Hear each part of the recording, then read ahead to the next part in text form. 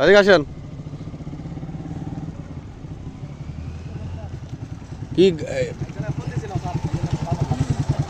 হুম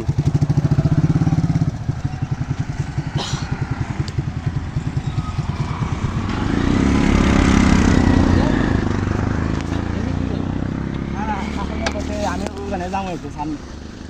সামনে জানা এখানে জানা হেলমেট কই?